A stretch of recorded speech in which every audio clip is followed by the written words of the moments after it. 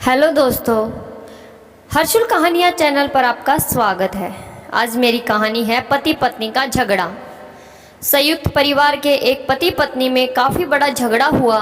यह झगड़ा उन छोटे मोटे झगड़ों से ज़्यादा गंभीर था जो हर पति पत्नी में सामान्यतः होता है, क्योंकि इस झगड़े में एक दूसरे की आलोचना करते करते बात इतनी बिगड़ गई थी कि पति और पत्नी एक दूसरे से अब तलाक मांगने तक बातें करने लगे।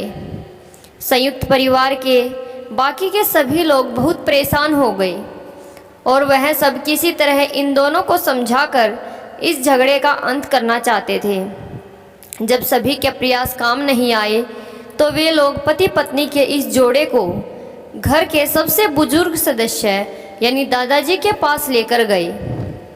जब दोनों पति पत्नी दादाजी के कमरे में प्रवेश किए तो दादाजी ने उन दोनों को बैठने के लिए कहा और फिर पूछा कि बताओ तुम्हारी समस्या क्या है। दोनों पति पत्नी एक साथ बोल पड़े और एक दूसरे पर आलोचनाओं की झड़ी लगा दी। जितनी कमियां पत्नी अपने पति में गिना रही थी, उससे ज़्यादा कमियां पति भी अपनी पत्नी में गिना रहा था और कई मिनटों तक यह सिलसिला चलता रहा। दादाजी ने इन दोनों को नहीं रोका, इनको अपना गुस्सा एक दूसरे पर उतारने दिया।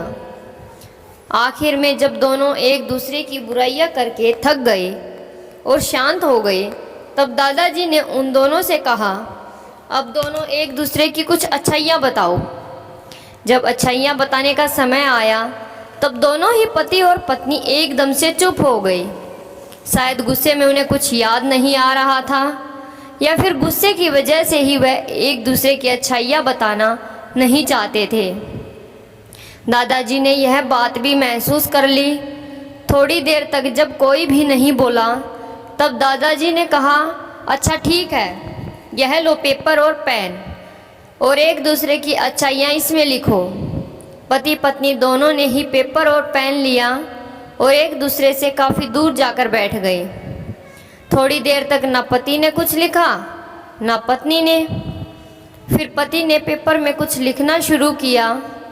उसे देखकर पत्नी ने भी अपने पेपर में लिखना शुरू कर दिया।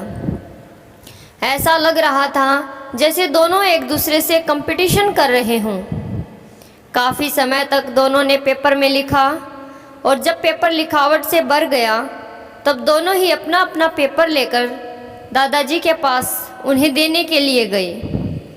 दादाजी ने उन दोनों के ही पेपर लेने से मना कर दिया और कहा कि अपने अपने पेपर एक दूसरे को दे दो और अब एक दूसरे के पेपर पढ़ो।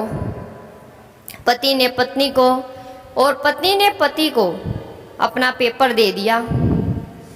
वे एक दूसरे के पेपर पढ़ने लगे। थोड़ी देर बाद पति और पत्नी दोनों के ही आंखों में आंसू थे।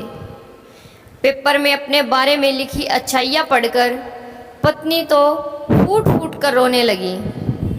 पत्नी को रोता देख पति उसे चुप कराने के लिए दौड़ पड़ा और माफ़ी मांगते हुए उसे मनाने लगा। पत्नी ने भी पति की माफ़ी मांगी और माहौल ऐसा हो गया जैसे कभी कोई झगड़ा हुआ ही नहीं था। दोस्तों, कमियां और खूबियां जगत के हर इंसान में होती है। अब हमारे ऊपर होता है कि हम कमियां देखकर अपने जीवन को नरक बना लें या खूबियां देखकर अपने जीवन को स्वर्ग बना लें। तो दोस्तों, मेरी कहानी कैसी लगी आप कमेंट करके ज़रूर बताना। अच्छी लगे तो शेयर सब्सक्राइब ज़रूर करना। आपके लिए ऐसी ऐसी कहानियाँ लाती रहूँगी। धन्यवाद दोस्तों।